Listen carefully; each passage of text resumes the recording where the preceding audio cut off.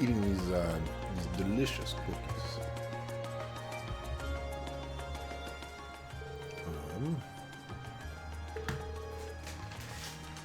Oh, there's another thing back there. I didn't know that. Oh my goodness. These cookies, they are so good. Feel free to sponsor the stream, Keebler. More than happy to eat your cookies.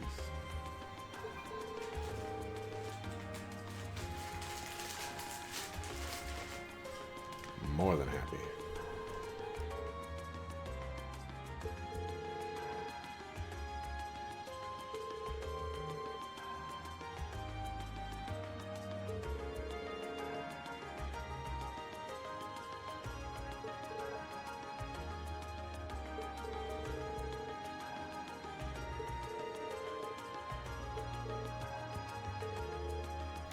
Okay, so we back.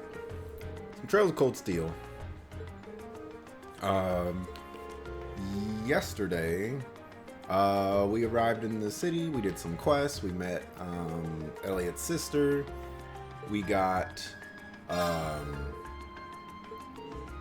Elliot's backstory, and we got Fee's backstory. Elliot, basically, he wants to be a musician, but his father said that he'll never make a man of himself if he, does music. Music is fine as a hobby, but it's not fine as a career kind of thing. So that kind of so they compromised, and he went to Thor's basically. And Fee, basically, she was just lone abandoned girl that was picked up by the Jaeger King from the Zephyr Jaegers, and they went on and did a bunch of stuff, and at the age of 10 she became one of their members, and they kicked butt. And then eventually they went up against, I don't remember the name of the other, their picture is a scorpion. It's a red scorpion. I don't remember what they're called though. And there was a duel between that squad and the Zephyr squad leaders, and Jaeger King lost, and the Zephyr squad disbanded, and Fee was basically left to do her own thing, and that's when Sarah found her and was like, "Hey, come to the school right quick. I'll teach you some things." And that's basically his story.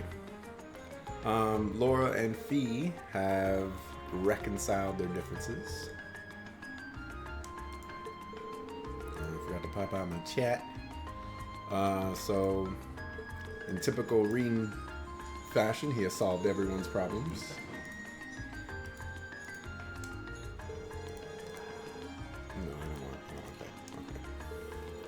And yeah, so that's kind of where we're at right now. Now we're on to day 2 of our field study.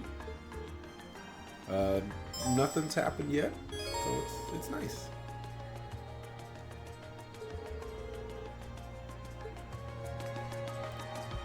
Alrighty.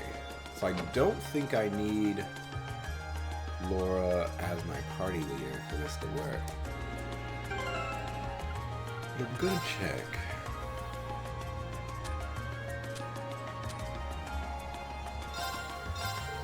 I do not. Alrighty, so basically you just gotta walk around and do like 1,000,000 steps. Let's see, the port is the new place to go, but we want to go here first.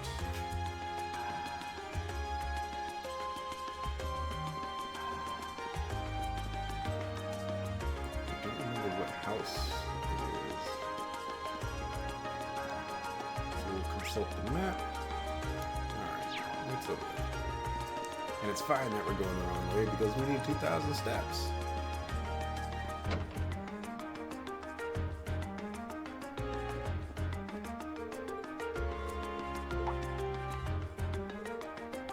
Oh, I thought I had to talk to the guy. I was like, come on, get the dialogue out of the way so I can talk to this guy. Who names their kid Cha Cha? Come on. What's wrong with you? Oh, and in case you didn't notice, I got a gato right... Man, this is hard. Right here. Right there. That one is Belle. She is more crazy of the cats. In the sense of she just kind of does whatever she wants. And she doesn't care what you think. She's one of those cats. She is the typical cat. You know, when people say dogs are better than cats because cats don't do anything, they have no loyalty to you, Belle's one of those cats. But Pinky is the exact opposite. Pinky is loyal to the core. You know, like Pinky doesn't even like going outside. That's how good of a cat Pinky is.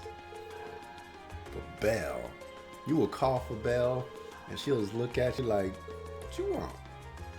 I ain't got nothing for you. And that's just the way she is. You call Pinky, Pinky will come running over.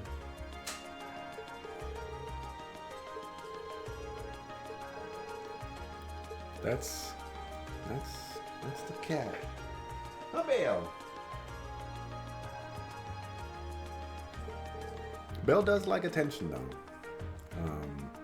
If you be nice to her at the right time of day, she will get really happy and follow you around and meow and all kinds of crazy stuff. She'll be very lovable.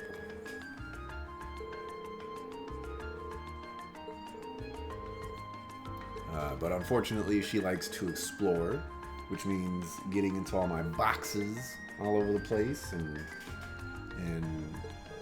walking around and jumping on things. So, you know, I gotta keep an eye on her. All right, so basically, in a nutshell, we have to meet some gatos.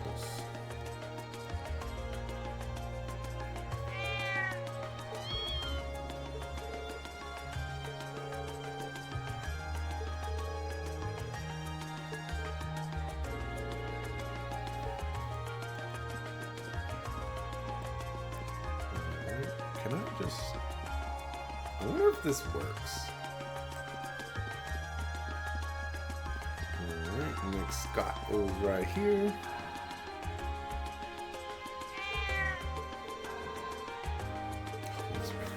Wow.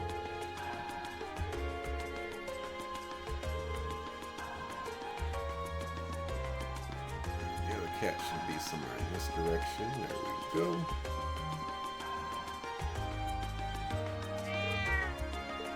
Kind of a weird pose for a cat.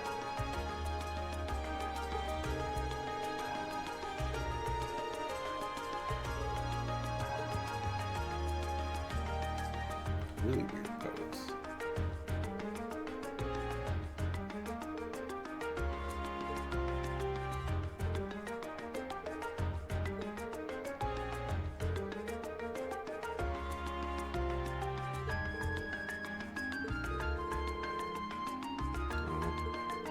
That's Pinky. Pinky wants attention. I let Pinky sleep in the room in the nighttime, let Belle in the daytime because, well, Belle's a sucker. And, you know, in the daytime I can keep an eye on her, but at nighttime when I'm sleeping, you know, I don't want her waking me up trying to get in all my boxes and tearing all this stuff. You know, I got a lot of boxes in here that I need to get rid of, that I've just been too lazy to get rid of.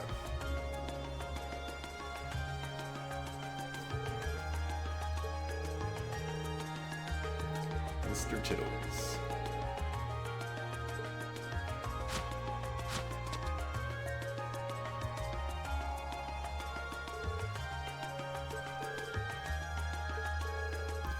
Pinky's meowing outside my door. She wants to be let inside, have some attention. But I know if I let Pinky inside, she's just gonna be like, I want to lay down with you, and I don't want to go anywhere. And I'm like, you know what, man? I gotta do stuff.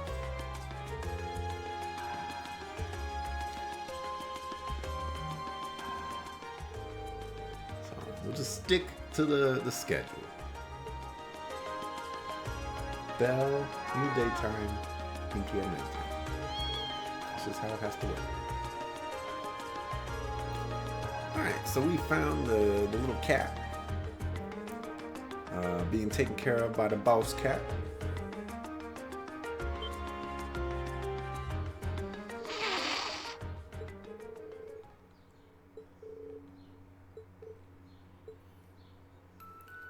Oh, thought Fee was gonna throw a smoke grenade.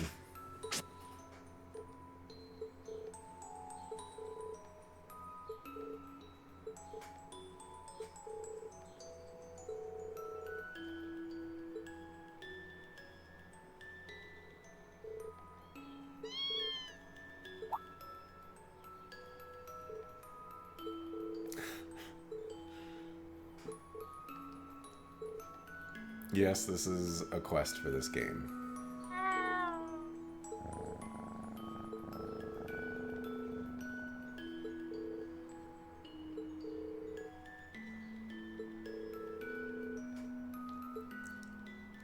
The cats discuss it amongst themselves and are like, okay, we're gonna send you back.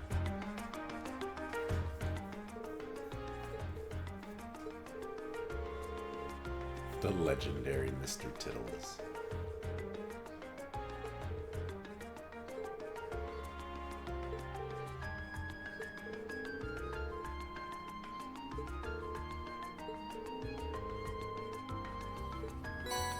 We get a kitty strap. We don't got no cats, but we'll take it. Alright, so that's that one.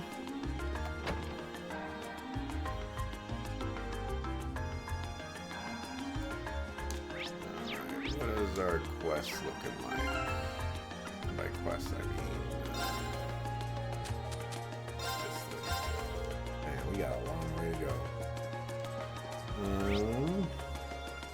Let's move over to Heimdallr Port.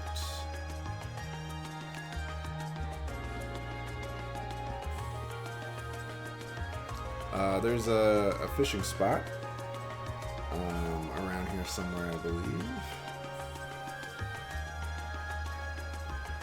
That ship is named the Esperanza. Why do ships have all basically similar names? You know, the Esperanza is the name of many ships out there. What's the name of that one? Does that say Esperanza too? That would be ridiculous. We're totally gonna check. Like, how detailed are you in your texturing? Being near water always helps me relax. Oh yeah, your hometown is right on a lake, isn't it? That totally says Esperanza. What are you guys doing? How can you have two ships in the same dock with the same name? This is madness. Esperanza? I believe it means hope. Here's your fishing spot. Right there, right there. Talk to the... I don't know his name is. The port guy. Port chief.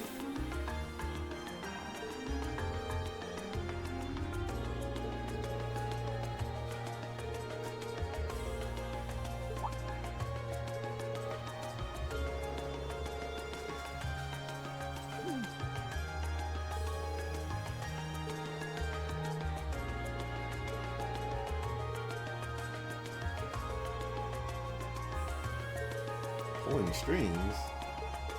The guy sent in a request. He's like, hey, I see this request here. Let us take care of it. There's no pulling strings about it.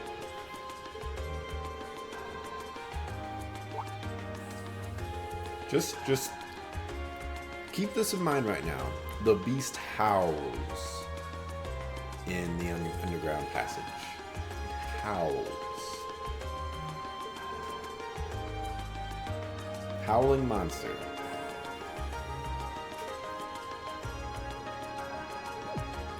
Remember that.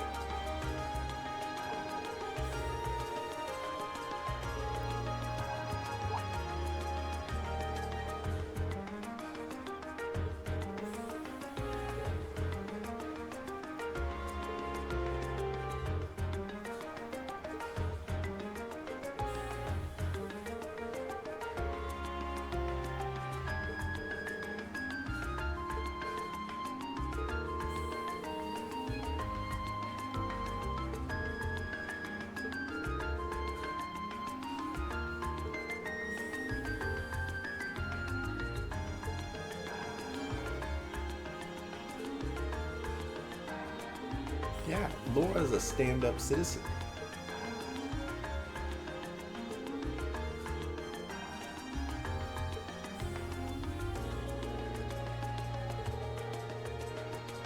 Yeah, look at this guy, man.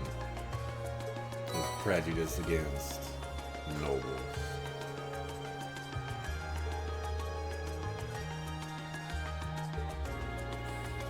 Machias could learn something from him.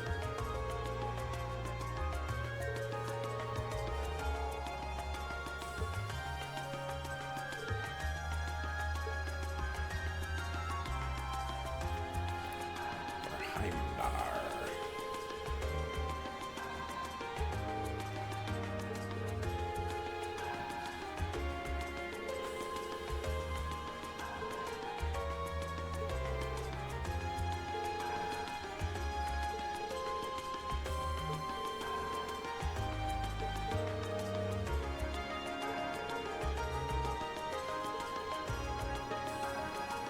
Okay.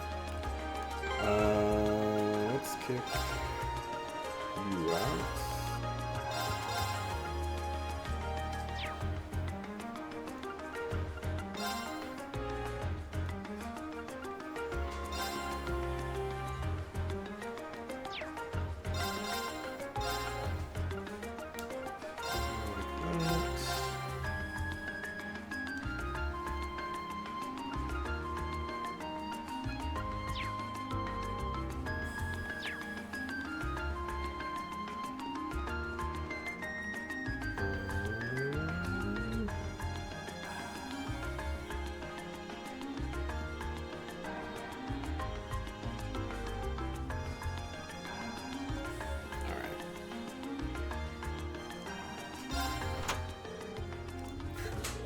We used the key. Hey, it opened.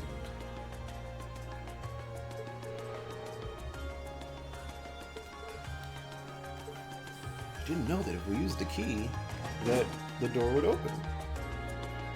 It's like that's how keys work. So I was considering if anything bad would happen if we did this quest before turning in the footsteps one. But I think we'll be fine. What I'm going to do is I'm going to save it so that I don't run into any issues.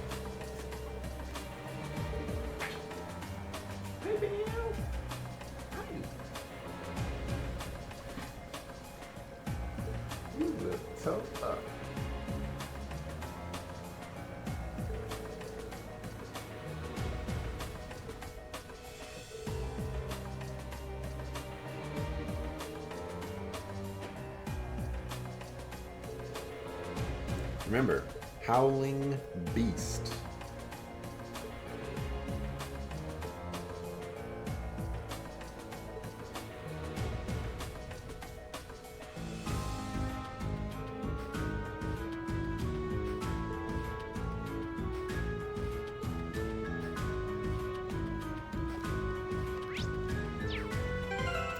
So we'll save, cover ourselves.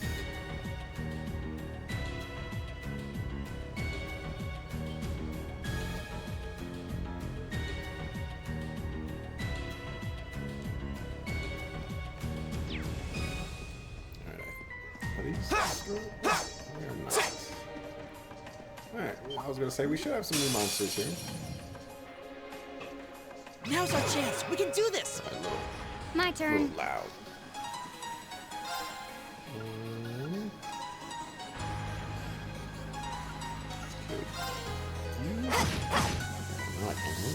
Here we go.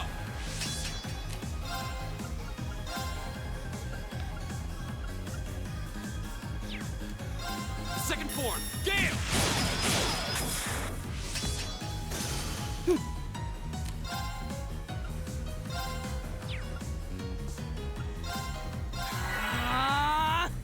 Right.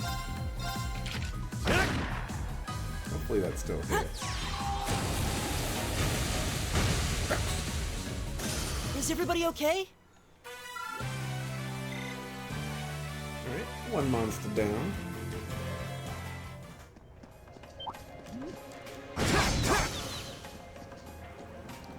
There should be a fishing spot in this area. Don't know where it is, though. Now's our chance. My turn. So that's fine. Probably the most I can recommend. Second form, Gale.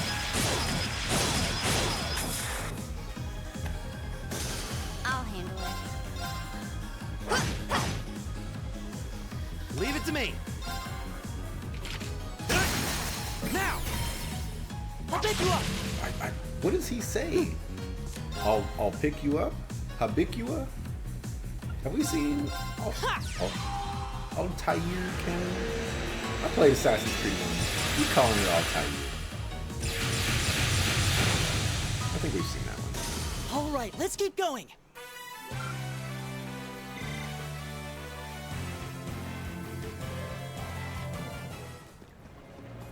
So does he say I'll pick you up or habicua?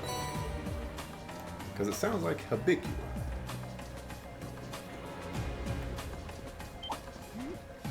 These guys are jerks. Advantage is ours. Let's finish it. My turn. Second form, Gale. Okay. You have any arms? You do. Huh. Oh, it's pitiful. Right. Arcus activate. It's my turn. I'll handle it. Sometimes I wish that Done. the CP up We can't relax would it. happen at the end of the turn. 'Cause most of the time, I would say, let's just stick with most of the time.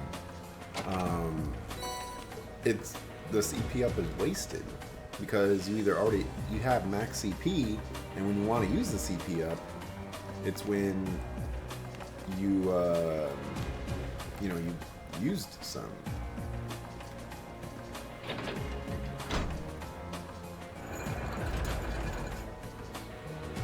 Oh, here's another great thing about this game.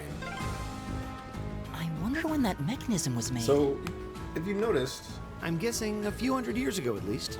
Probably during the Dark Ages. if you noticed, Those were difficult times back then. thank you, Laura. If you noticed on the map, this part is actually here. A lot of games don't do that. They don't revise the map to show.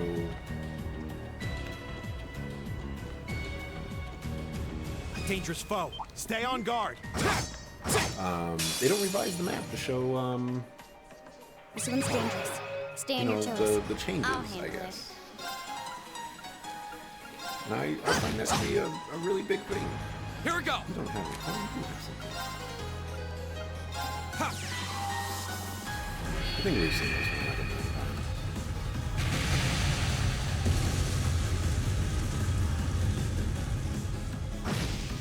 Yeah, probably wouldn't work. Right.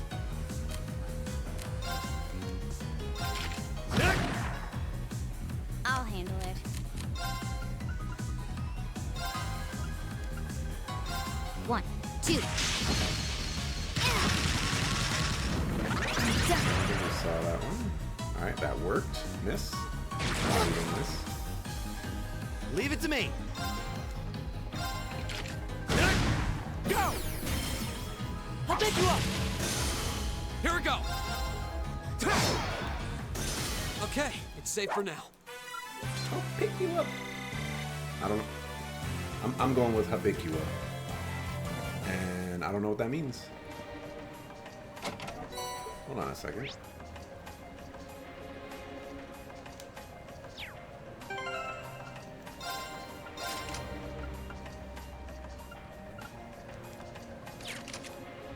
We don't have...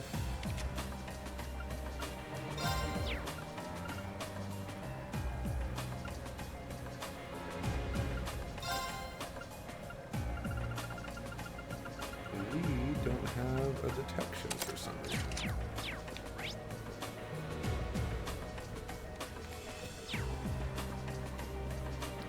Let's get ourselves a detection.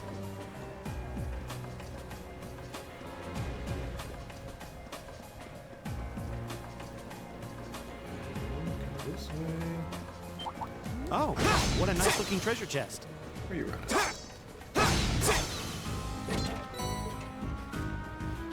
We'll go this way.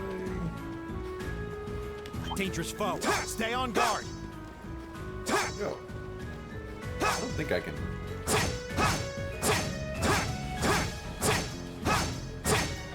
I guess I can't. Just kill those guys. This one's dangerous. Stay on your toes. Okay.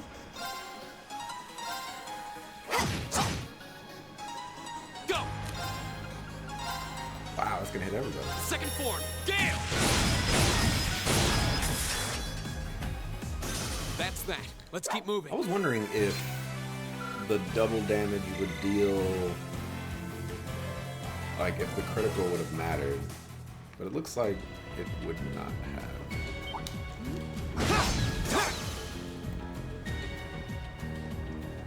Looks like that was all the enemies, or enemy types.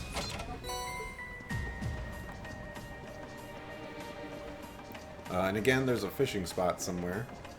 Just don't know where it is.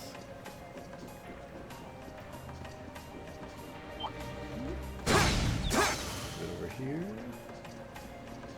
There it is. Oh, There's what a your nice fishing looking spot. treasure chest. Right there, right there.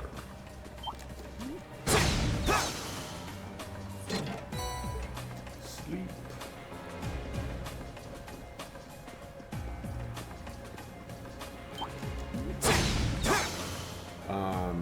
I actually like using Reen as the party leader, incidentally, because his field attack is, I believe, faster than anybody else. Leap. Okay. I've got that! Yeah, it's much faster than everyone else. So in a lot of instances where you're trying to get a like get behind the enemy, so I haven't demonstrated it very well because I can kill them with my second hit, but you know, like most enemies will charge you.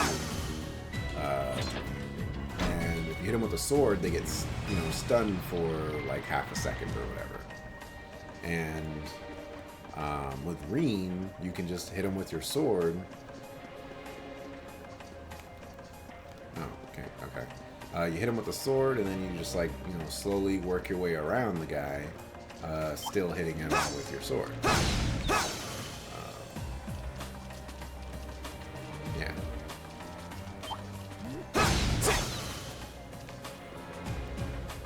Oh, a treasure chest. Down there.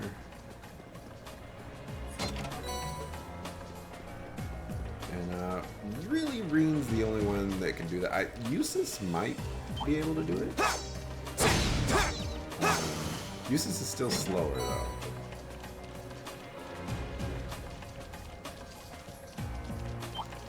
Yeah, since we walked over here.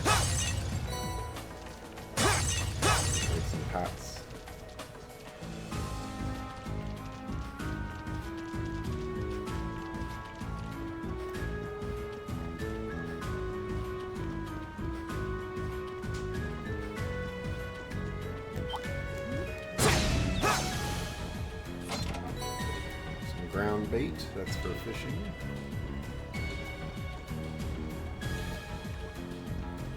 Hey, look! Hey, look! We've seen that before.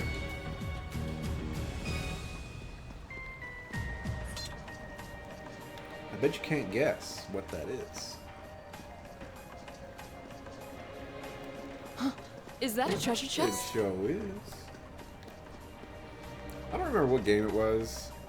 It's probably Tales of Berseria, but when you walk down ladders, instead of walking down them, you just jump off of them. And it's those situations where I'm like, thank you, game.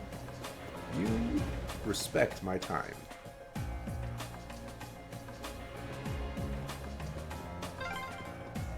This place seems like it goes on forever. Sure gave us a real humdinger of a job to deal with. Well, I'm sure we must be getting close now. Speaking of which...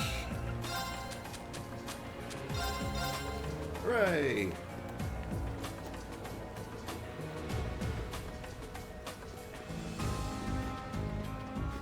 A challenging fight. So, We should engage it with care. this is basically how it would be.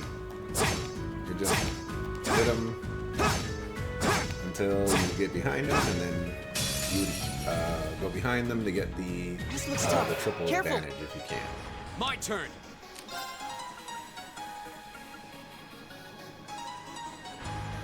I was gonna say, have you seen Arc Slash? But we haven't.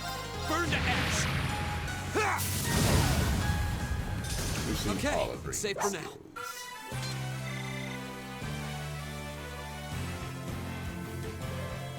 We've not seen his superpowered skills.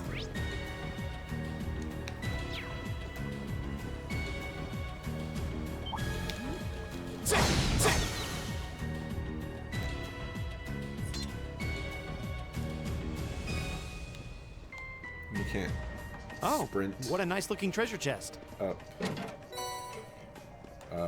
these things either. I'm not super disappointed. Actually, while we're here,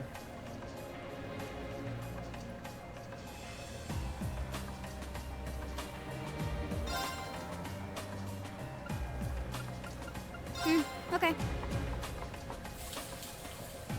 Oh, ¿qué matter?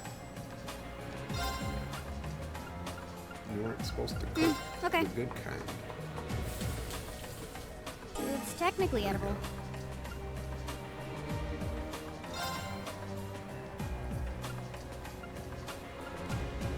Nope. Yeah. Okay, Green, let's why give don't this a you- try. why don't you do it? Elementart. I'll do what I can. I was gonna do this at the end of the game, but I'm proud of this one.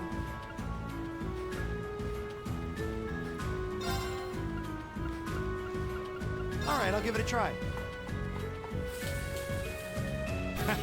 What did you... Hope this turns out okay. Something's... Okay. I need you to make the sparkly one. Better than expected. Hope this turns out We'll okay. do more of this towards the end of the game. Oh, this looks pretty nice. That's enough for now. We need those to turn into a very specific person or very specific people.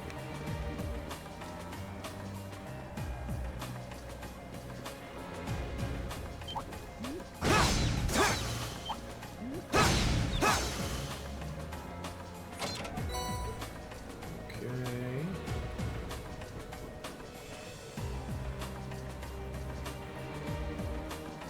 So there's like a secret passageway to get in there.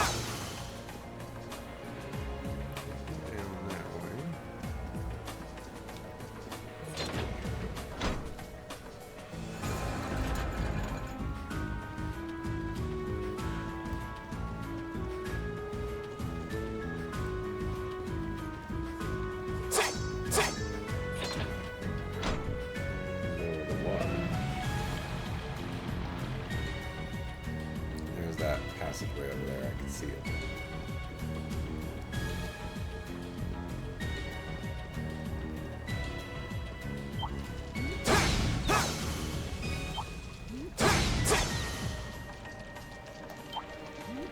You being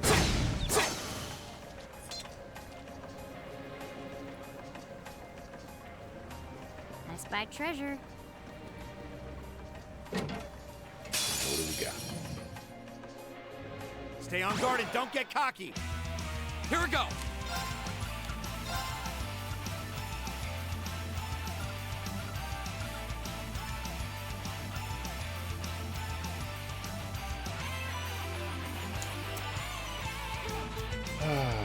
Why does that not hit all of them?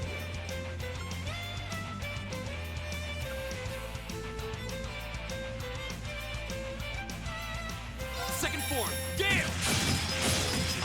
Okay, the crit did make a difference. My turn.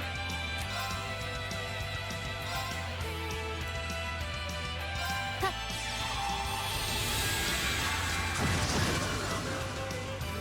Insta-killed one thing.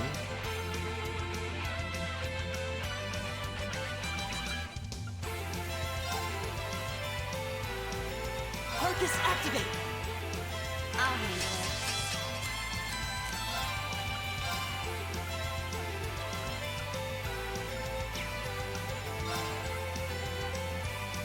Here we go.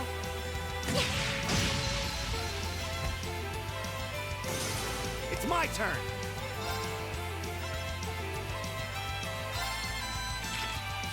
Good job, Matthews. I don't think that's gonna hit. Yep, it's not gonna hit.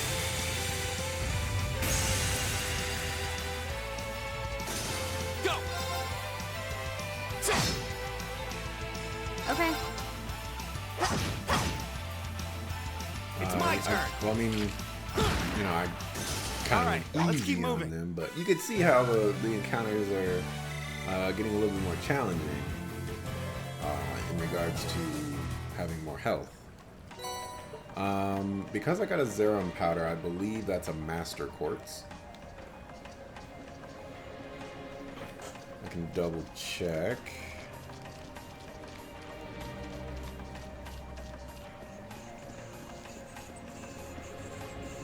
Yes, the Taros Master Quartz. This is the end? This is the end. That one looks annoying. Watch out. So, a beast that can roar. Or a howling beast. That's a crocodile. Has anyone ever seen a crocodile howl? Has anyone ever heard a crocodile howl?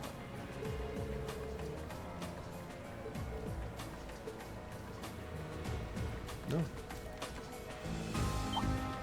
No, nobody's ever heard a crocodile howl. This one's dangerous. Stay on your toes. Here we go. No, I don't think we've seen Machias's, what should we call it?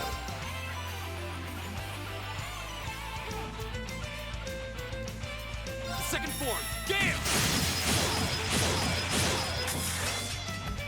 Go. Broken. Nice crit. I'll handle it. Leave it to me. Eat that.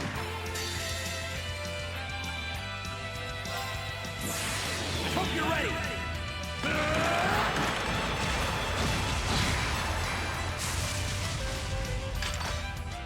You're finished.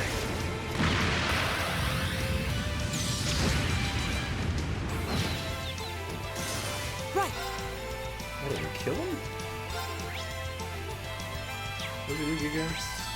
Earth and fire? We don't have none of that.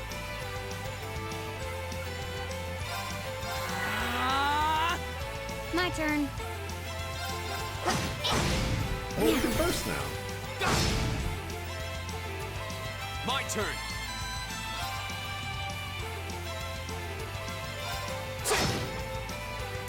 My turn.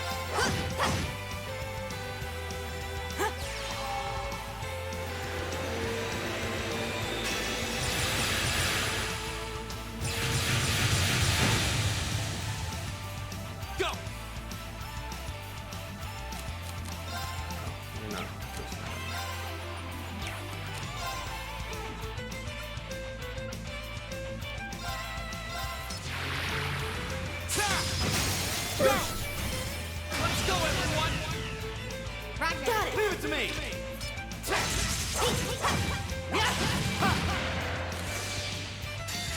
Have you seen this one? There's a performance just for you.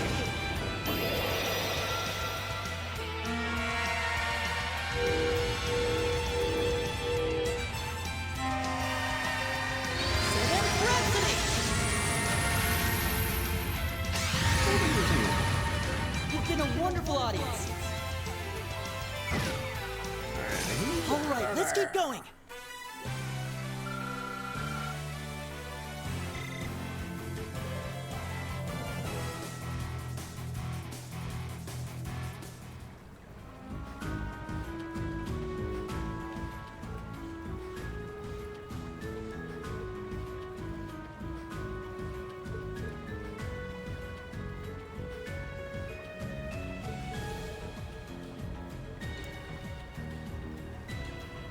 So, I know the animation work is, you know, a lot. But you could have at least done us the courtesy of showing them high five. Why you gotta do this? That's not cool. It's not cool at all. Isn't that right, Bale?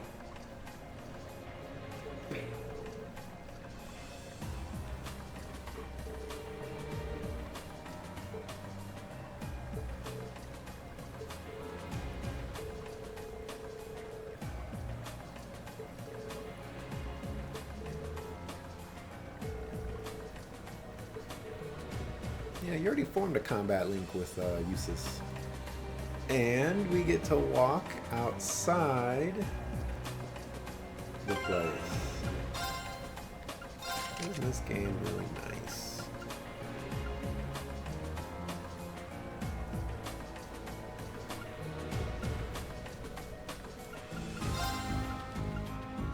So I need to give you that.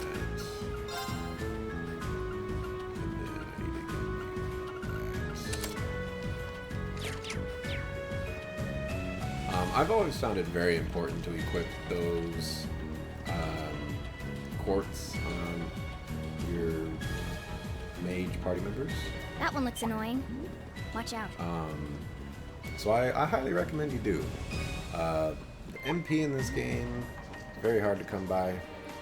So you might as well utilize the steps or the walking to your advantage. I believe there's a Master Quartz one for CP. There's also one for HP as well. Oh yeah, that secret passage. I had forgotten.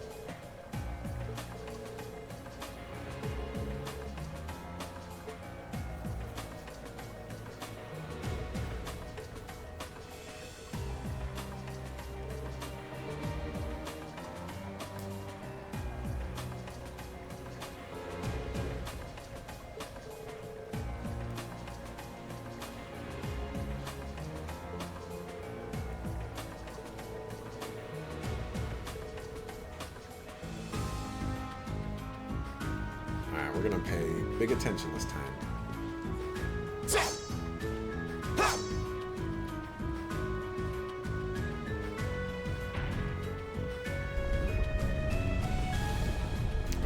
Okay.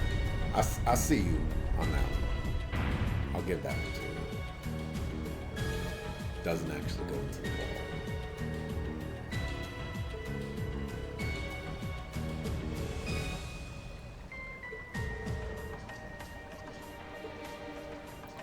But how do they explain that?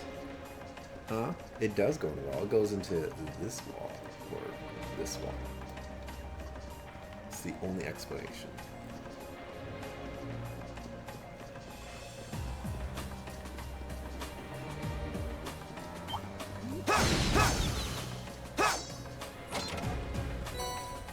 Alright, some more Sepis.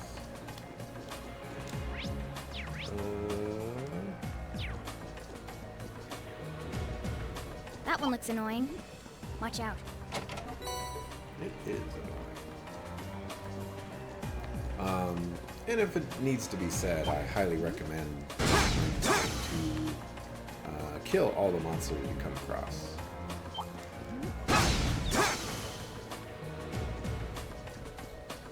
Get that fat XP.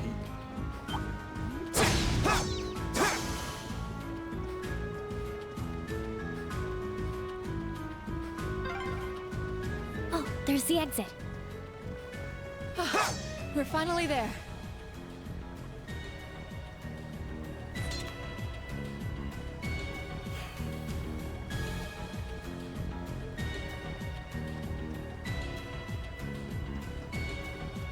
Oh, a treasure chest! La Forte. Probably a really terrible one.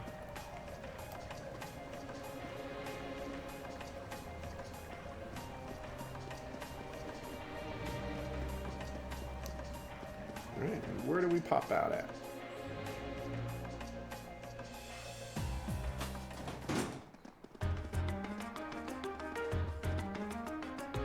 We're in the Ost district.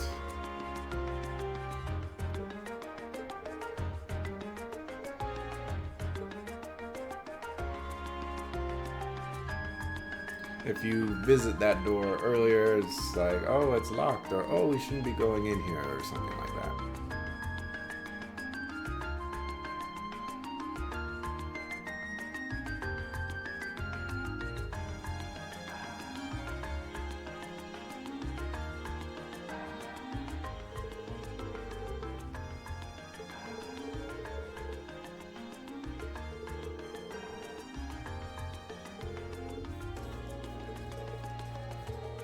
Maybe it's a sign.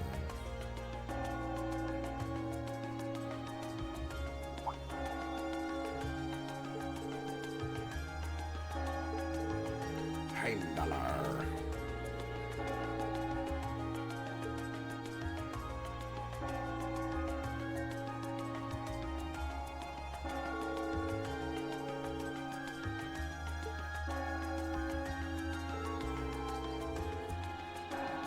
I was about to say, we haven't gone inside Machias' house yet, so I was gonna go stop inside to see if they'll let me in.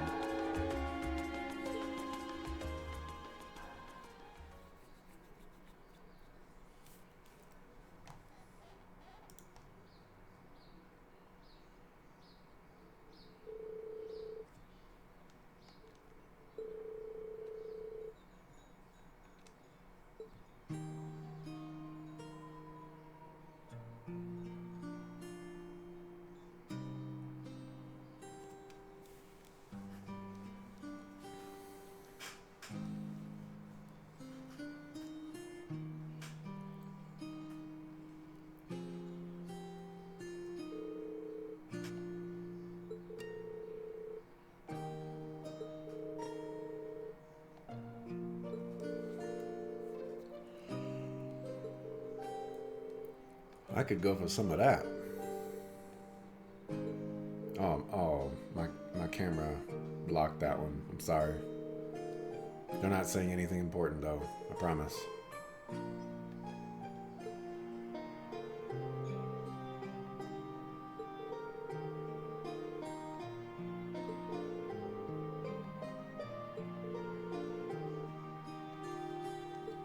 gonna eat this cookie right quick.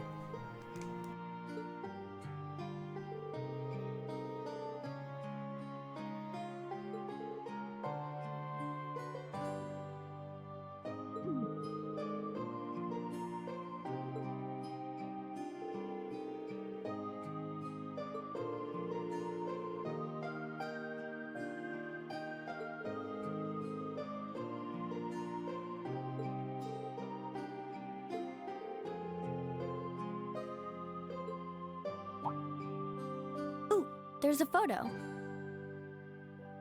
Oh, there's some voice acting. Oh, that.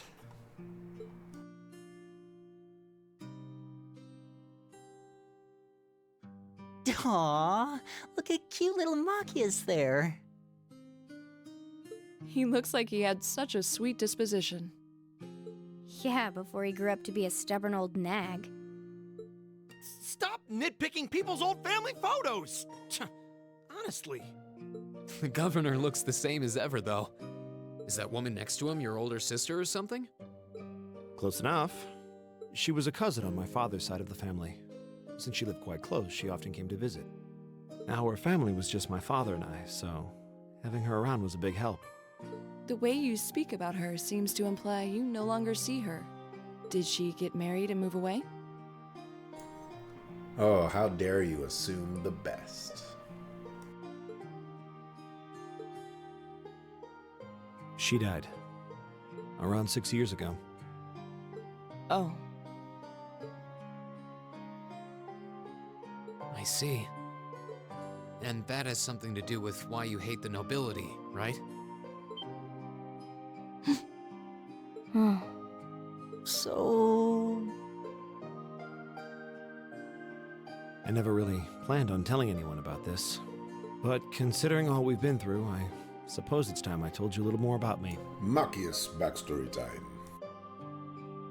It's a long story, but would you hear me out? Of course. Absolutely. Glad to. Thanks. Sis was 9 years my senior. Beautiful, kind. To me, she was in every sense the ideal woman. Now, as I said earlier, we're a family of commoners through and through.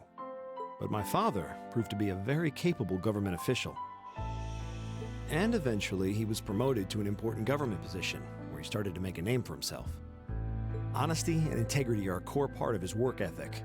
So, of course, he made his fair share of enemies. But after seeing success in a number of major projects, he gained a reputation both inside and outside the government. My mother died when I was still young. But Sis happened to live around here and ended up helping us in more ways than I can count. Since she was his niece, my father always made a fuss over her. And even though she didn't live in the same house, she was like a real sister to me, and a real daughter to my father. I was always so proud of her. As a child, she was practically my idol. And as you'd expect, she had countless admirers among the men of the city. But for all her popularity, she was always level-headed and sensible. So I never felt I had anything to worry about.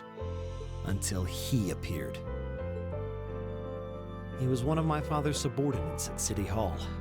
Though unlike him, he was a noble by birth. A man of high rank, too. The heir of a count. However, he had none of the arrogance or haughtiness one usually associates with the nobility. When I met him myself, he came across as an honest and loyal man. He met Sis when Dad introduced him to her one day. And eventually, the two of them fell in love and began a relationship. As a child, I was frustrated beyond words. But even I had to admit that the two of them made a good couple. And Sis seemed so happy when she was with him that I had no choice but to let it go and accept their relationship. Time went on and they became engaged, with Dad acting as the go-between. And that's when everything started to fall apart. His family couldn't have been more blatant in their attempts to undermine the relationship. Apparently, one of the four great houses, House Cayenne, proposed an arranged marriage on short notice. And the Count's family were up in arms at the thought he might choose to take a mere commoner as his wife. Since my father held an important post, they were limited in how shamelessly they could try to sabotage the marriage. But they began to harass and threaten her in secret every way they could think of. They made her life a living hell. Maybe she didn't want to cause trouble for the man she loved, or perhaps she did it out of consideration for my father. But all that time, she chose to endure it alone. She never discussed it or asked for help. And finally, it became so crushing that she took her own life. So I was gonna say that she committed suicide from all the pain, but I didn't think that she was actually gonna do it.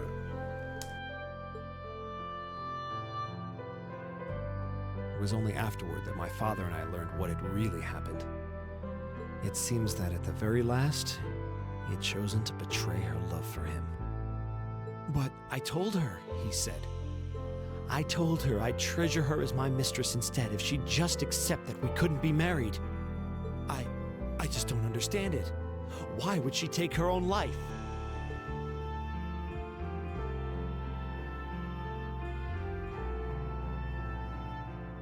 After that, my father seemed to redouble his efforts. It was like watching a machine kick into high gear. With the help of his ally, Chancellor Osborne, he was able to wrest control of City Hall from the noble faction. Then, 4 years ago, he was appointed to his current position as governor of Heimdall. And that's how the Regnitz family came to be where it is. I don't even know what to say.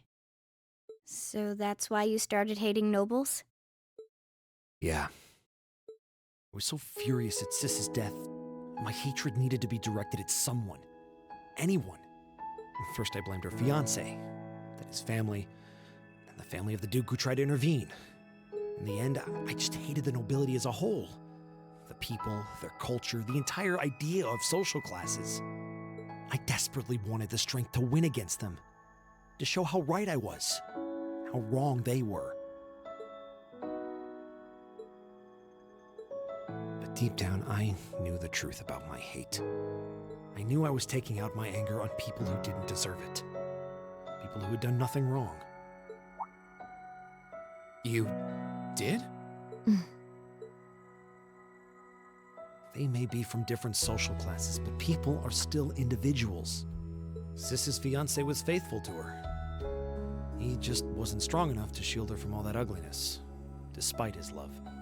And the Count and his family were only acting in their best interests, which is to be expected, really. Ultimately, I've had to acknowledge that not all commoners are good people, and not all nobles are unworthy of respect. Eustace might not have done much to change my opinion. But getting to know you two showed me that there are nobles who live up to that name. Machias. I have no idea how my father feels about all of this, but this is how I've come to feel. I see. You have my thanks.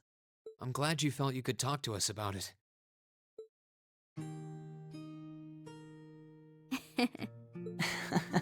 Still, I don't think it hurt to be a bit more honest with yourself.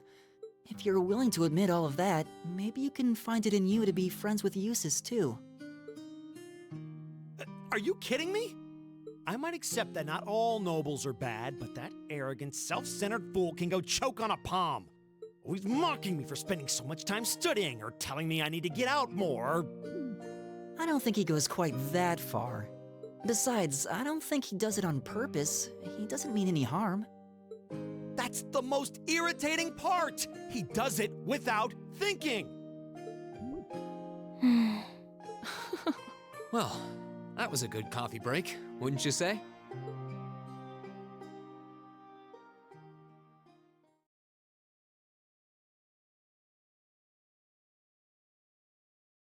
All right. So another backstory revealed. Machias calling his cousin Sis. Weird nicknames.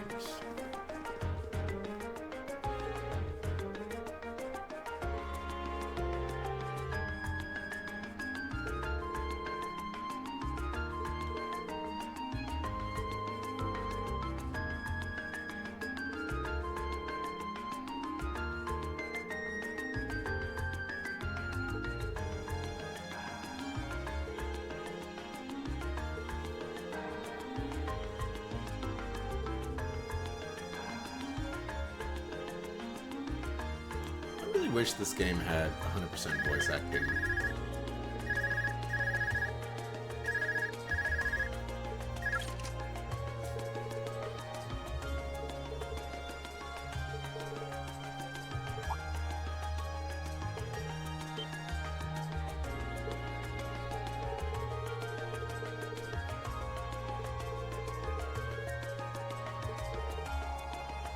No, now is not a good time.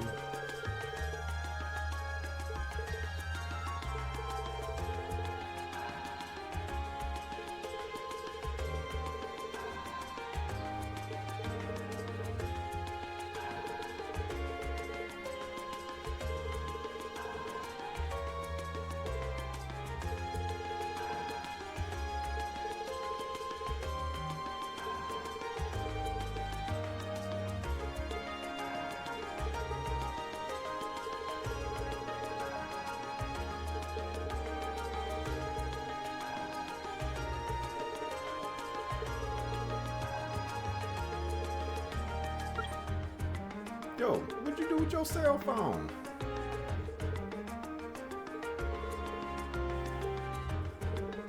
Oh man, wasted opportunity to be like, I'll tell you on the way.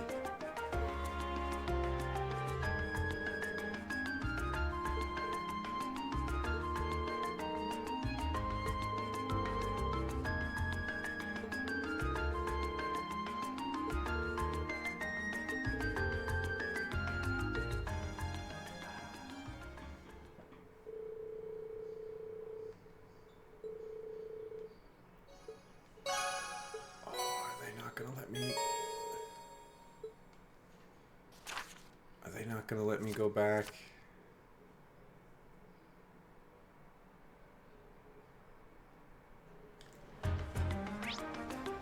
Okay.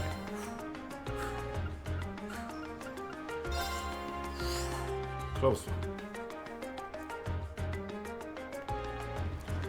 Alright. Turn in our quest here with the boots.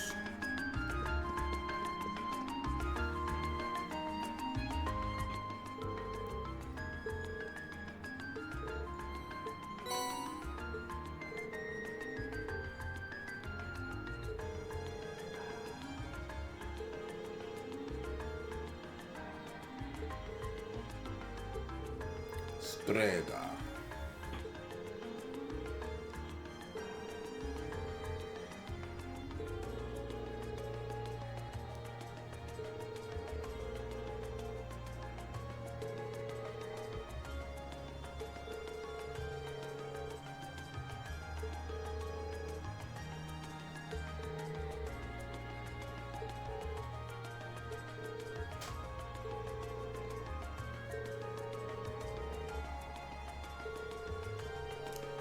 And these boots that we get, they're actually really good.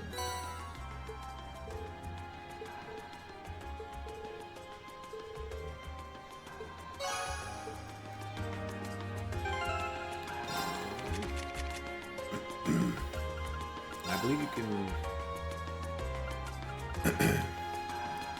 yeah, you can only equip them on women, but you can see they're pretty freaking good. Only outclassed by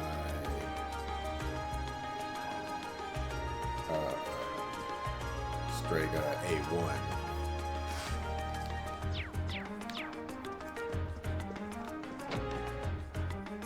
I wanted to make a steak sauce joke there, but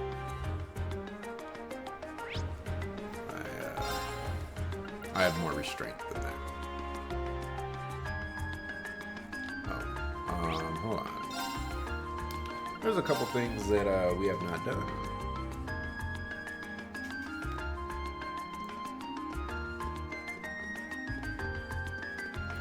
First, we need to come back over here and talk to Homeboy Slice.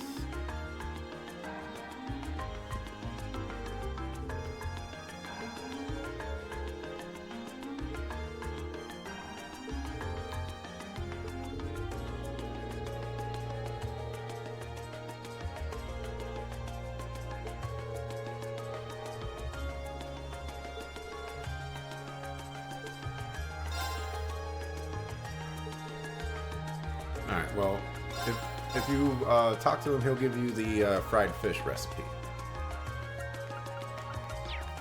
Dogs are barking. So, yeah, do that. And now we'll go to the Garnier District. Garnier.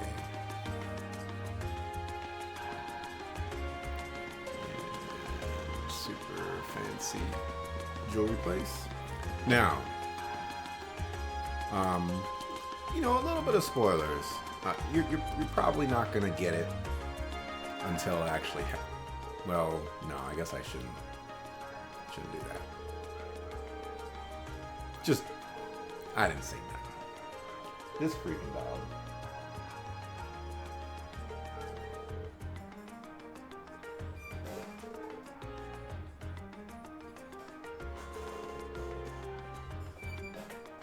I can't see the dog.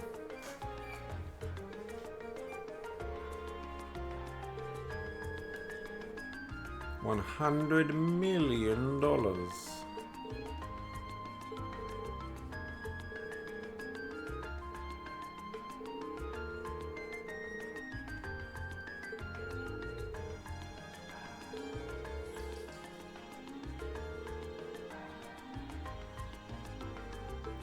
The Phantom Thief B.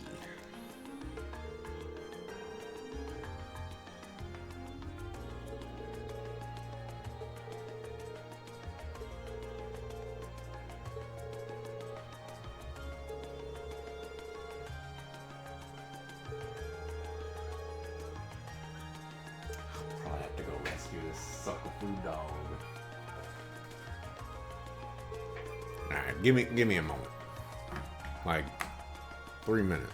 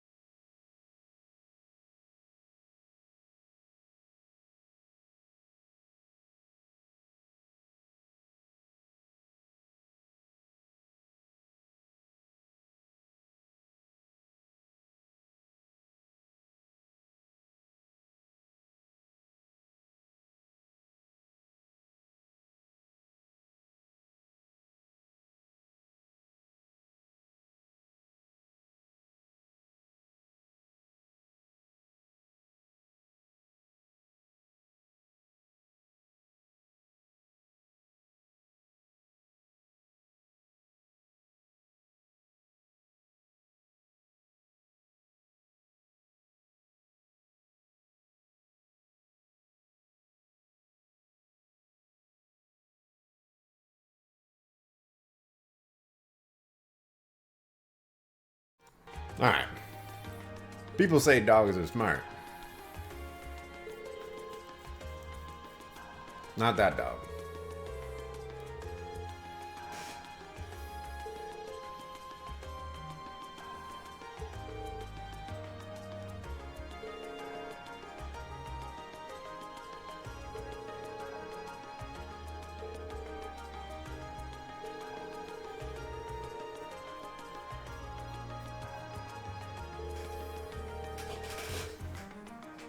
Oh yeah, you fell for the thief's ultimate trick.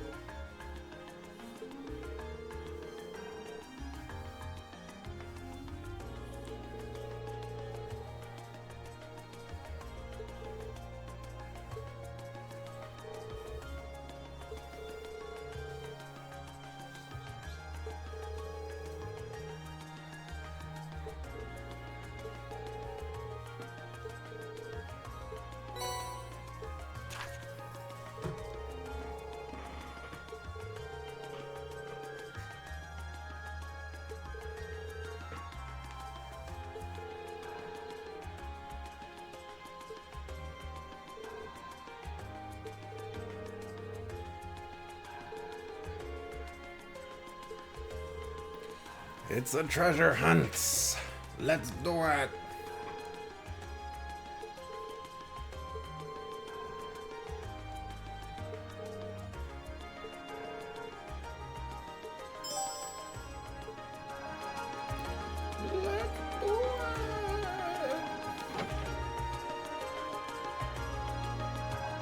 Alright, so the feat of the conqueror.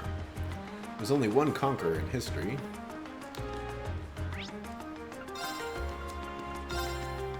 Only one conqueror in history.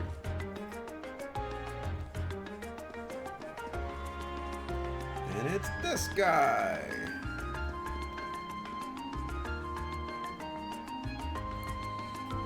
Mr. Dracula himself.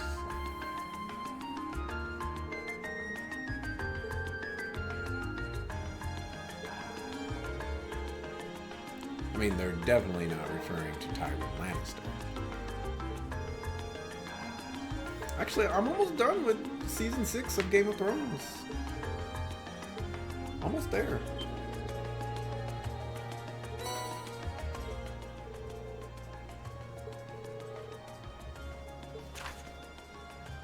I really like the design of this card. They did a nice job with it. I especially like the B. It just has a lot of, it's very stylized.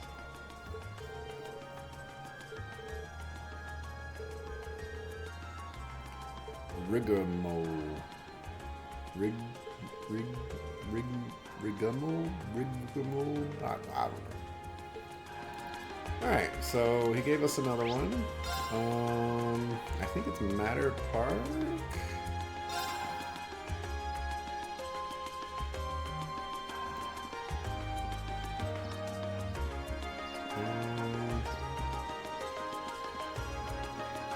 Matter Park.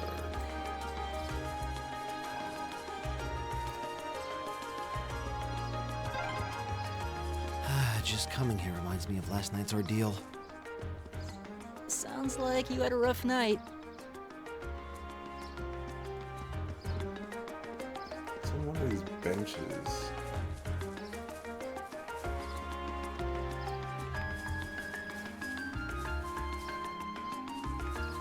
Oi!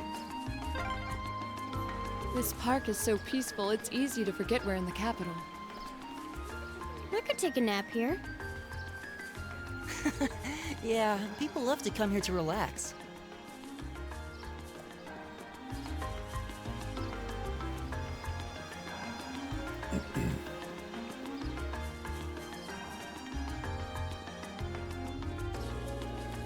It's on one of these benches.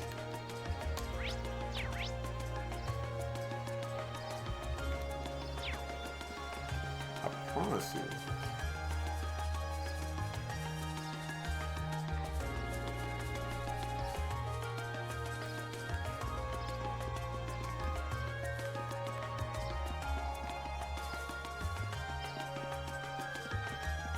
For whatever reason.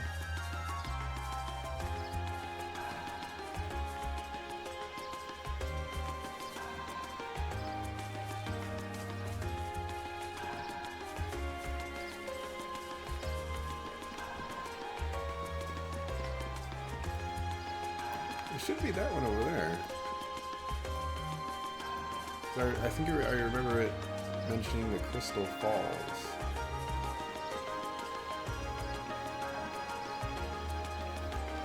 Alright, let's take a look at it one more time.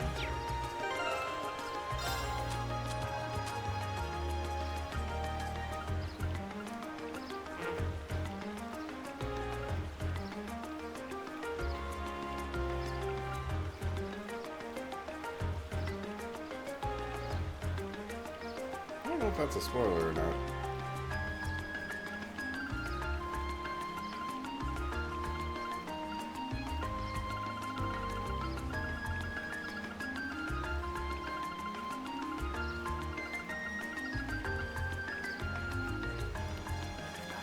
Receipt from Cordelia.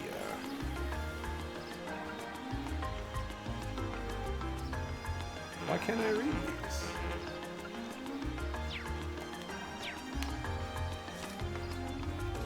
Cover your eyes, everybody.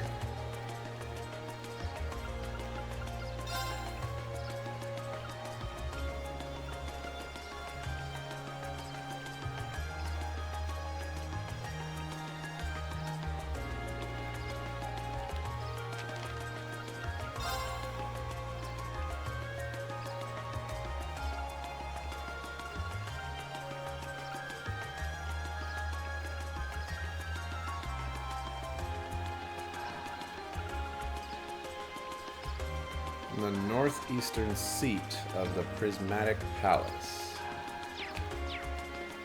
So that means we have to go inside the building.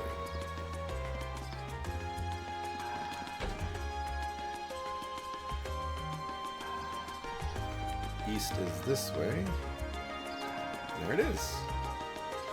You can actually see it right there. Right there. Right there.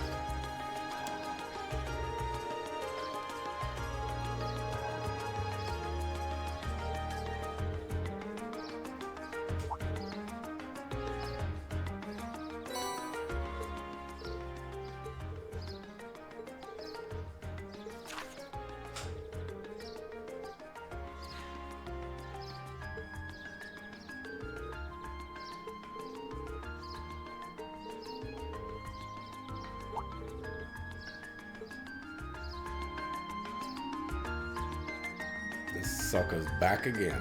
I told you we'd never get rid of him. Baron Blue Blanc.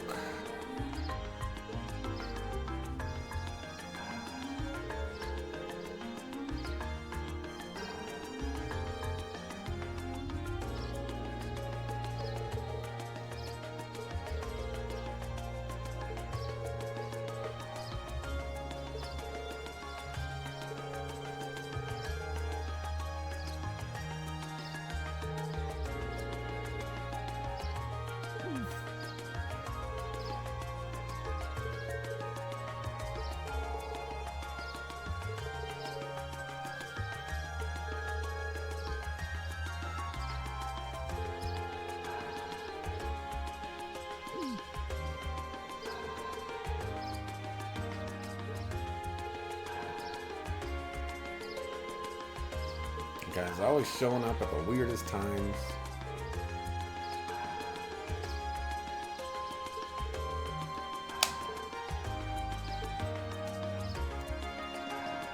And for whatever reason, Reen cannot sense him with his magical sensing powers.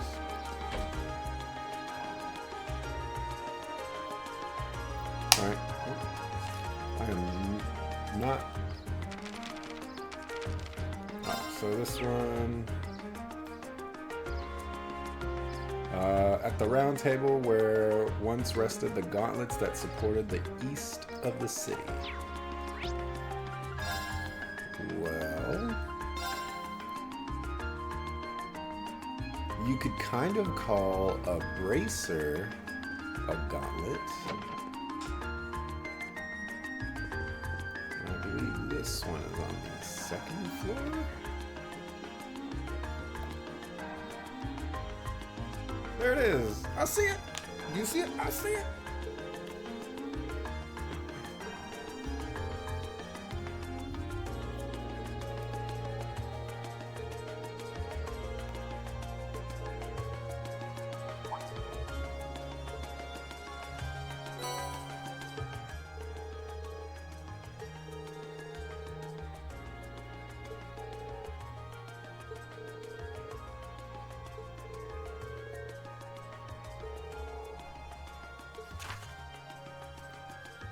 On the back of the white burden of the steel bird perched at the water's edge.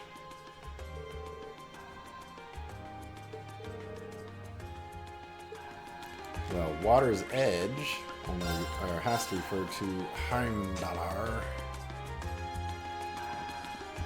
It's talking about a steel bird.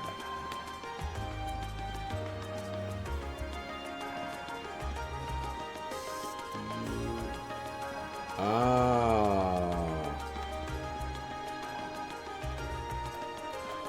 And there it is.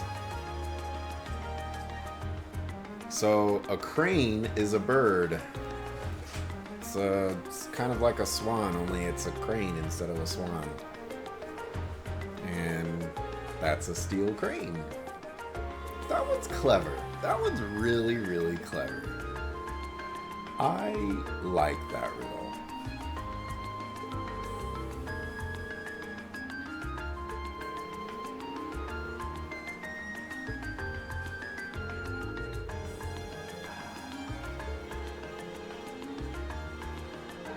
Let me get that card to the bottom of the container.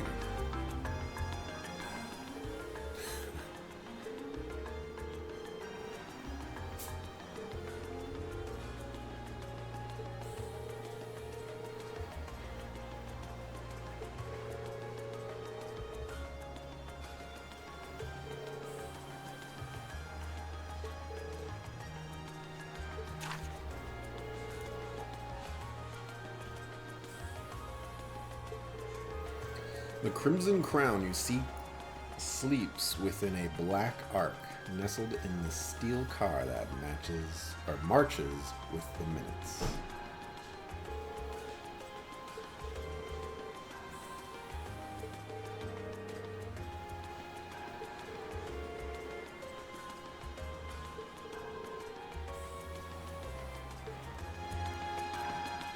Okay, so we need to go to a tram. I believe it is this tram.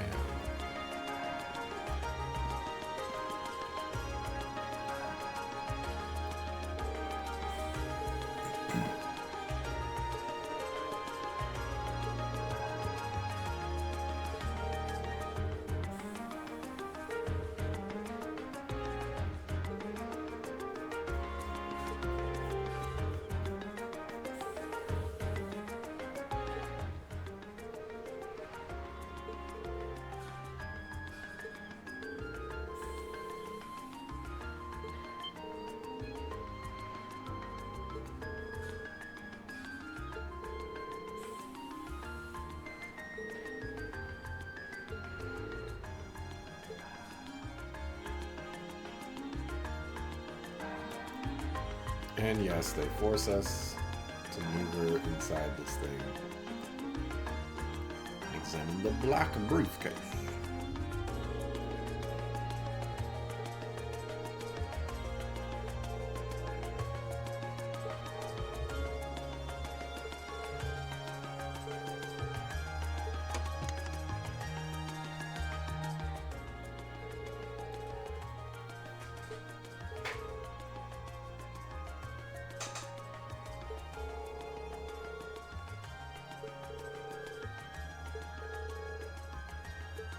Let's steal it and sell it on the black market and we'll be rich.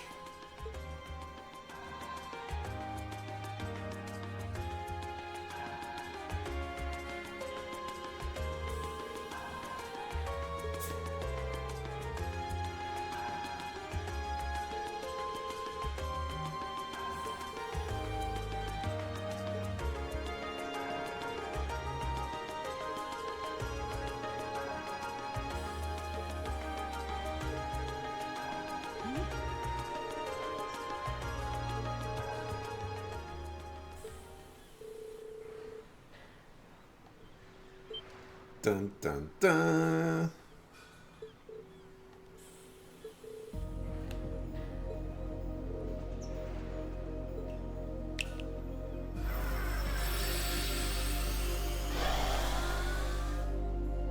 And there you go. Baron Blue Blanc is the Phantom Thief all along. And this guy is a pain in our butt.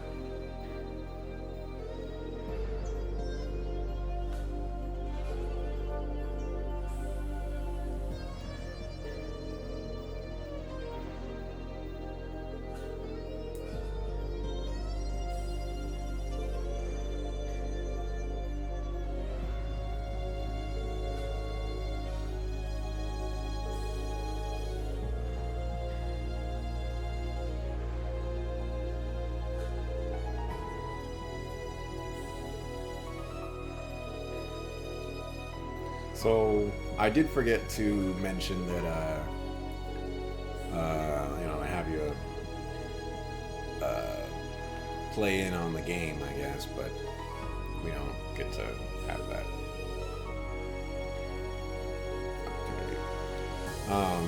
As you can see, this guy is the Phantom Thief for a reason. He has magical powers. And we do get to fight him. I don't think it's in this game, but we definitely get to fight him in the second game. And he's tough. He's tough.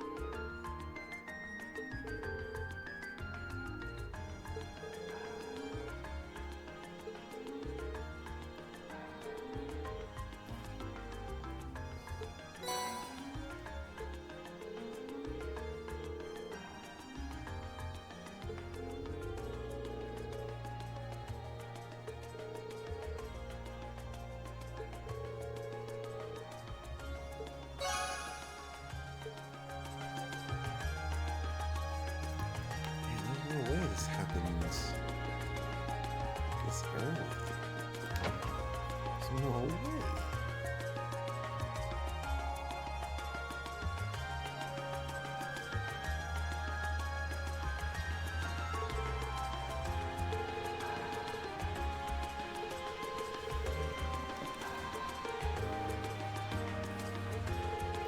Baron Blue Blanc, or should I say Phantom Thief Blue Blanc?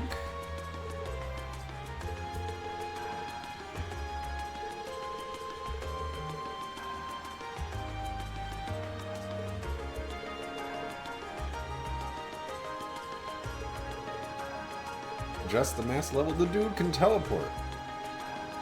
Who else do you know that can teleport?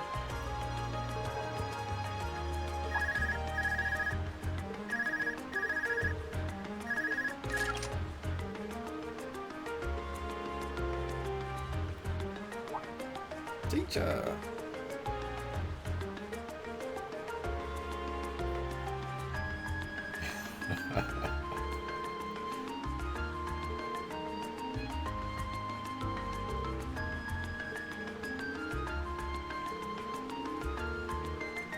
The Saint.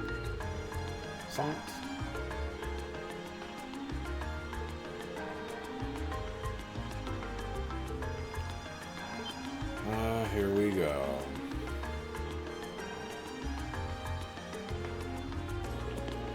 We gotta spend some time with Elise.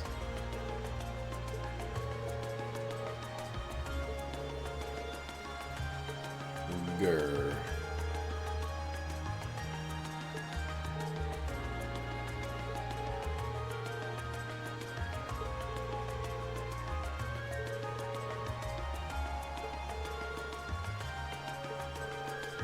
Oh, Elise and her friend.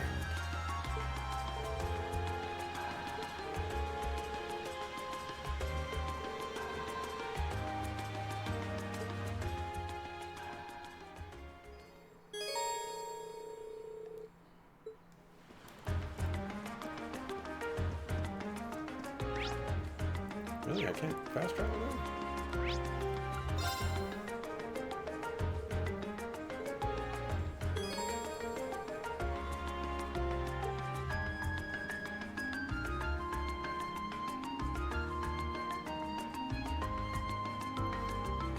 Let me just save right quick.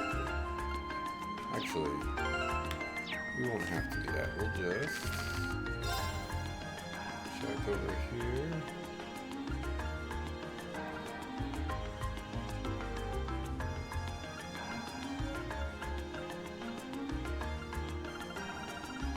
Alright, we're good. We're good.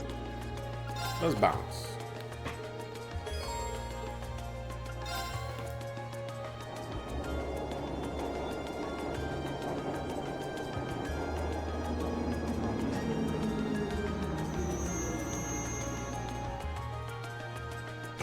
Speed it up.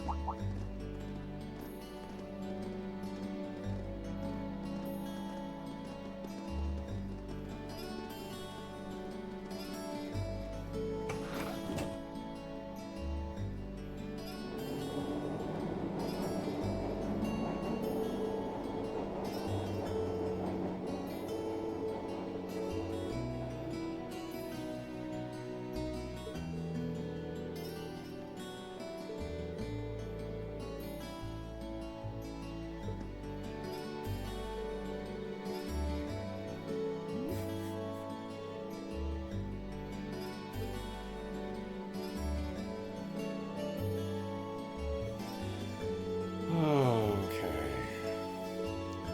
Put in your seatbelts. Drink some coffee. This is gonna take a while.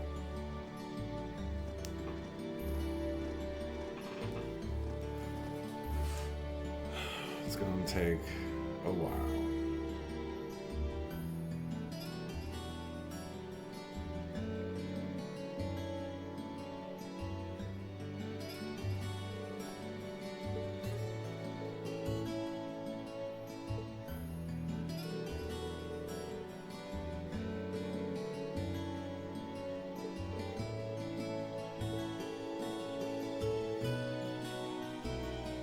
For Gentile.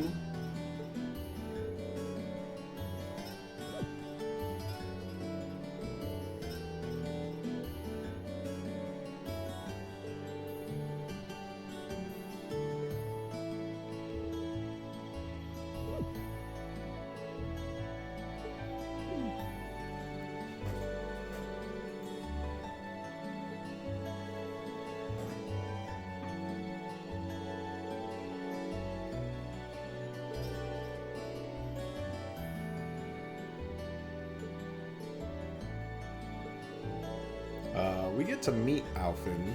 And actually in the second game, she joins our party for a little while. She's not very good.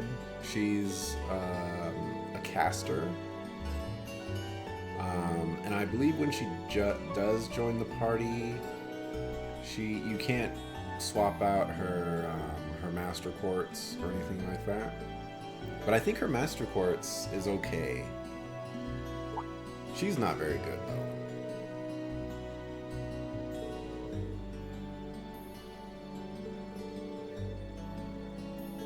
Can you have dark... Well, I guess... Yeah, can you have dark blonde hair?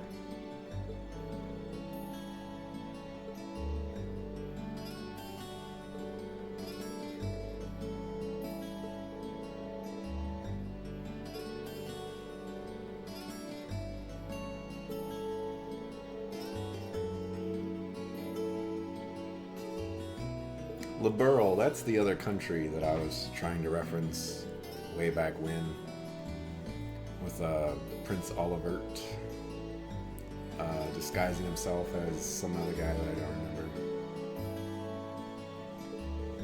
He's a very silly guy.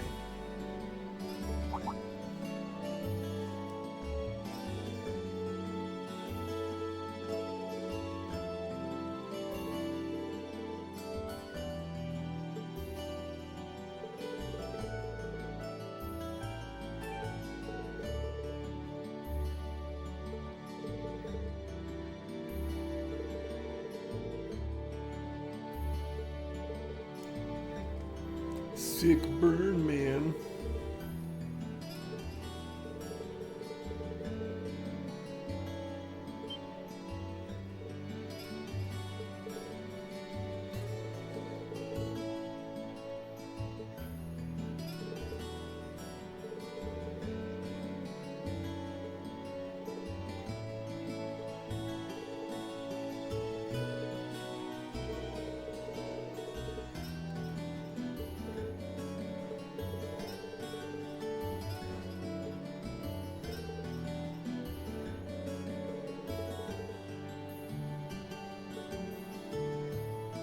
What's the difference between jam and jelly?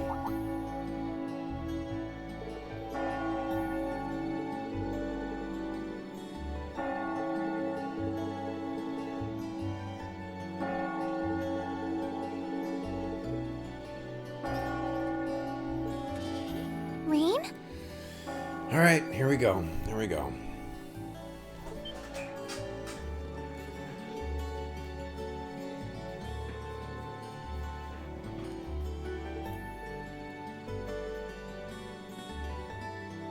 Wow, one piece of voice acting, and that's it. Read, and then go back to text.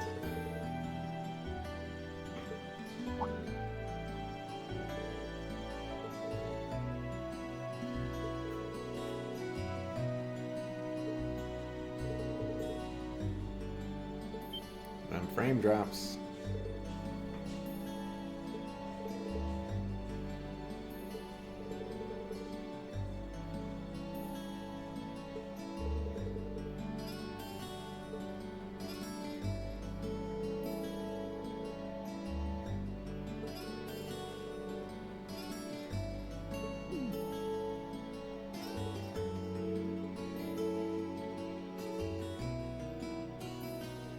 Anyway, where are my manners?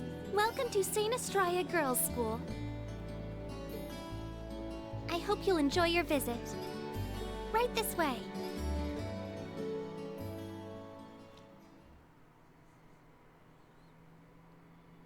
See you on the other side.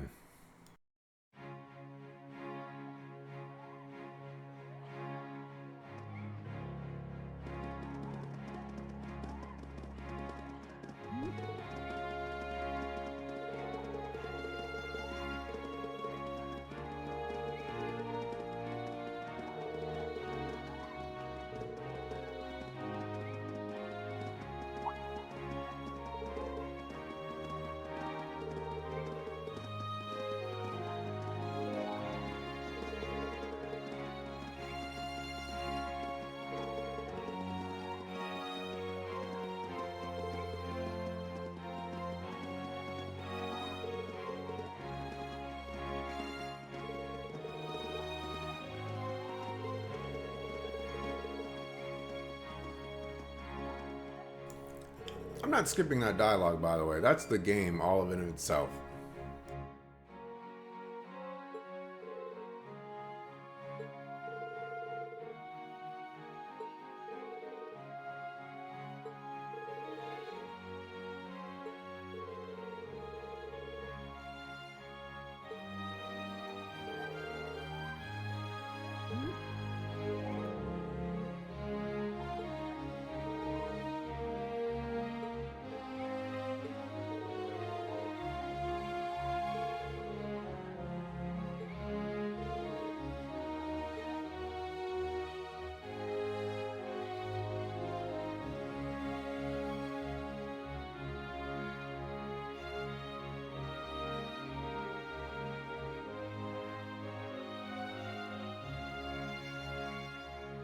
What's in here? It looks like an indoor garden. This is the Academy's rose garden. The person who called you here is waiting inside. Who did call us here anyway? Whoever they are, they must have considerable social standing. Your Highness, I brought the guests. Thank you. Please show them in. Oh, No way. Hey, Elise, is that... You don't need to ask when you already know. Now, if you'll follow me.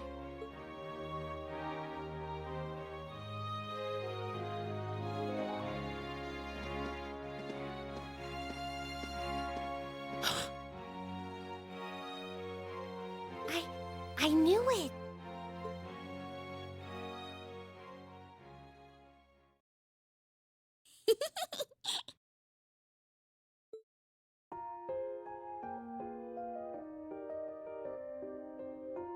Welcome, ladies and gentlemen of Class 7.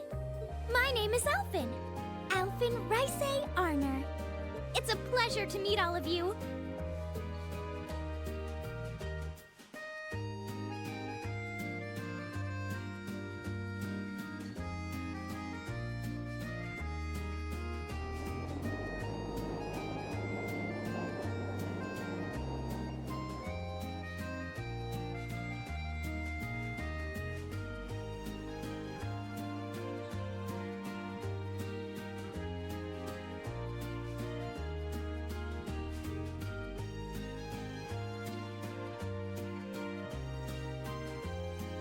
If you buy mixed nuts and they say 50%, Come on, Elise, cheer up. I'm sorry, all right? if it says, and I quote, less than 50% peanuts, they're lying to you. I was only trying to tease you a little.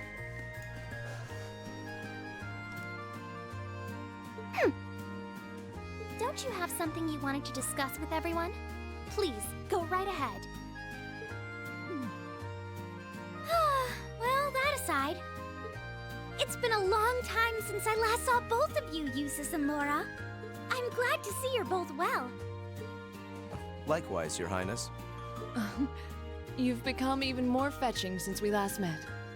Aw, thank you! I was rather hoping that you'd decide to enroll in Sanctus Dryad too. But it seems you chose to attend Thor's after all. Well, I've committed myself to following the way of the sword, and Thor's gives me a place to hone my skills. I apologize for not being able to live up to your expectations. First I lost Angelica to Thor's, then you too. Perhaps I should just transfer there next year myself. Your Highness. Got you to look. But I...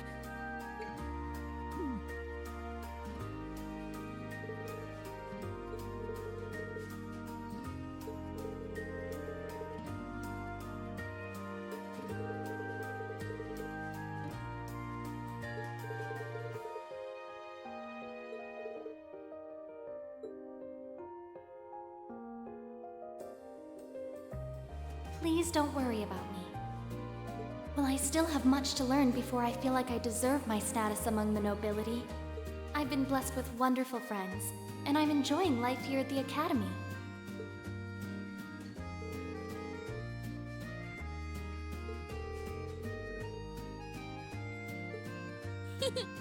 I'm particularly happy to finally be able to meet you, Reen Schwarzer. Elise has told me so much about you. Your Highness! I'm honored that you'd say so. Elise always mentions in her letters what a great friend she has. As her brother, I wanted to thank you for that. Reen? Oh, it's so refreshing. You're every bit the person Elise says you are. Perhaps even more so. Huh? Actually, I have a teensy-weensy favor to ask. Do you think I could join Elise in thinking of you as my dear brother as well? What? Your Highness! You see, Elise has spoken of you so often that in my heart, you've already come to feel like family. And now that I've had the opportunity to meet you, I fear I simply can't suppress these feelings any longer. I have 2 brothers already, of course, so I'm sure it won't take long to adjust. I couldn't possibly. I mean... That's enough, Your Highness. Aw, don't be so stingy. Surely it wouldn't hurt to share him with me a little. Anyway, that aside, the reason I called you here today was not to talk with me. There is someone else who would like to meet you. Why? It's not like we're famous. Who do you mean?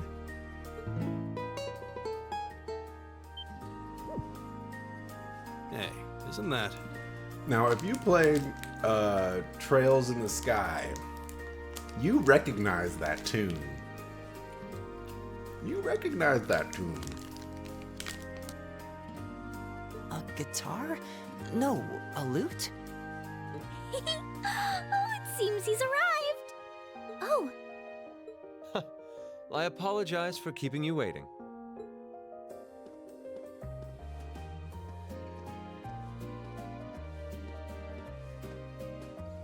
it's a pleasure to see you again.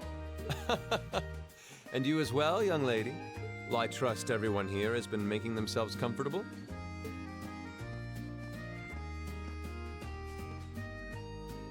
Who's this guy? I'm I'm not sure, though I feel like I've seen him somewhere before. I serve as a music instructor in the hallowed halls of this fine academic institution. In truth, I am ever on the hunt for that elusive mayfly we call love. But that might raise eyebrows at a girls' school. But whose pulse would not quicken wandering into this untainted cloister of dew-eyed maidens? Ah, the romance. Could he be? Ow! I think that's quite enough. Any more of that and our guests may start edging toward the exit. Ah, I can always count on you to never miss a beat, my dear sister. Oh, wait. So this is... Whoa. Indeed.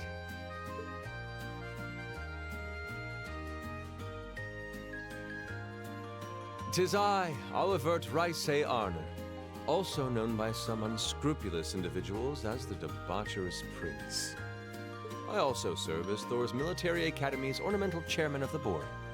It's a pleasure to finally meet you, ladies and gentlemen of Class 7.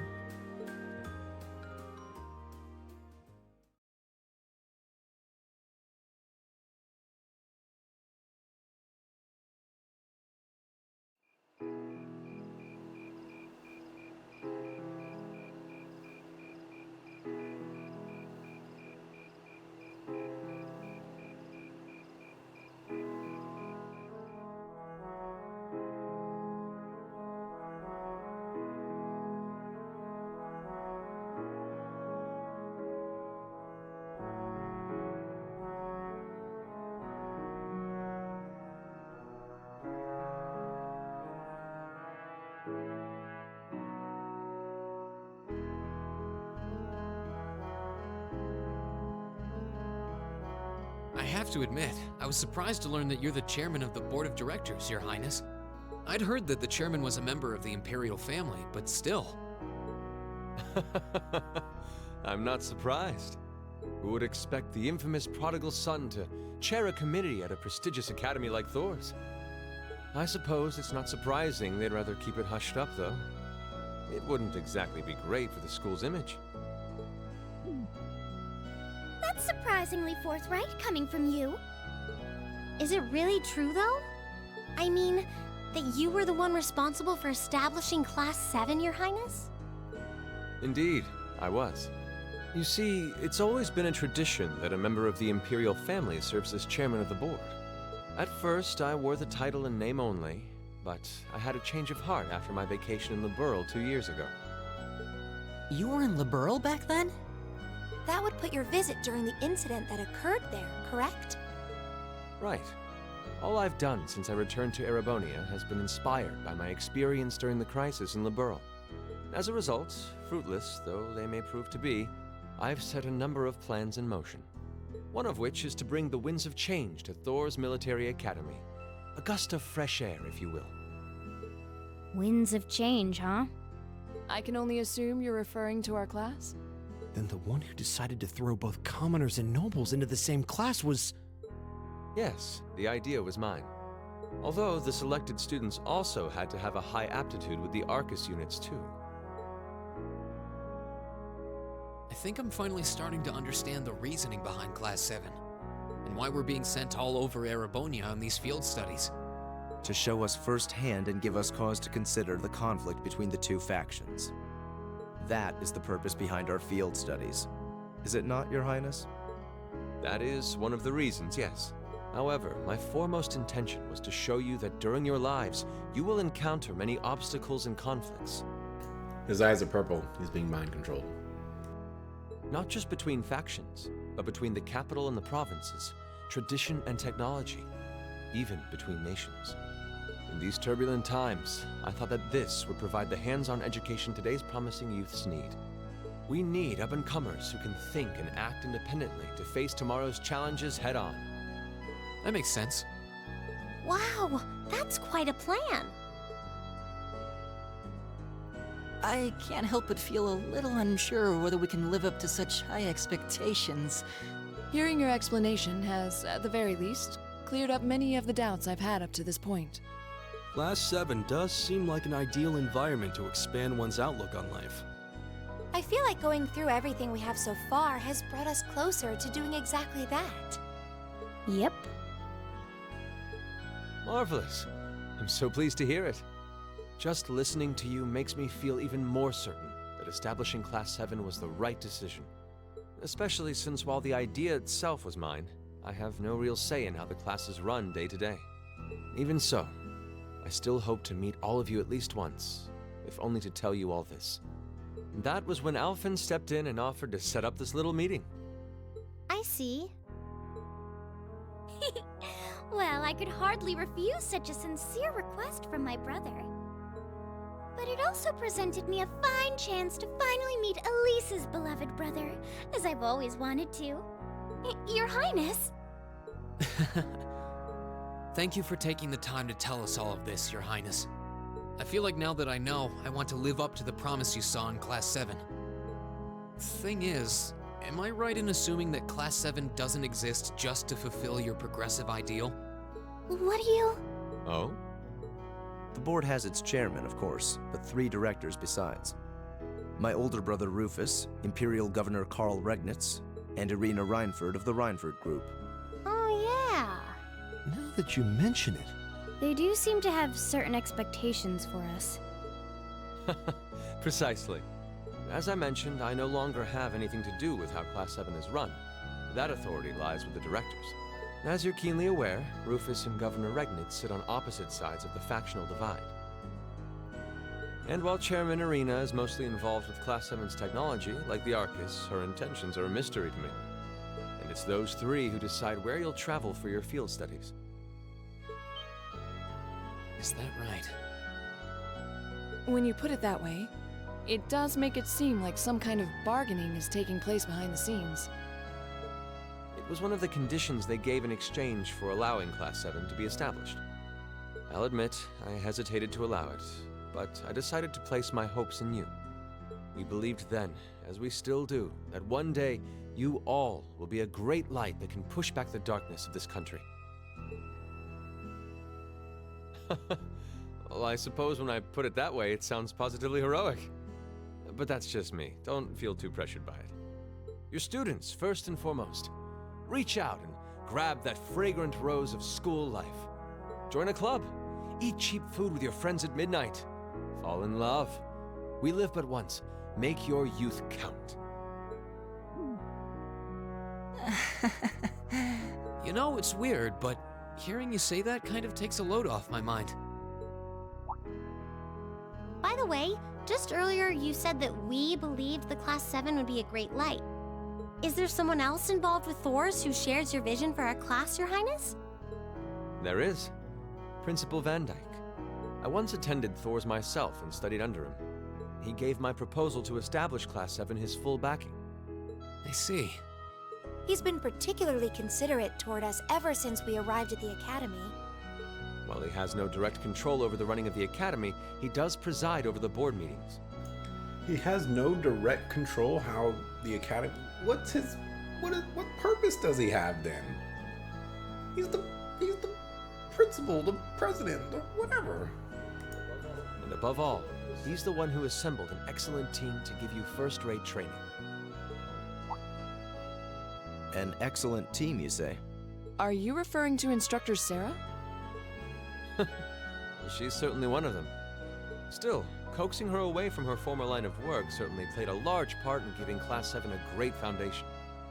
She is, after all, one of the strongest people in the Empire, and her experience makes her a natural field leader. Wait, what?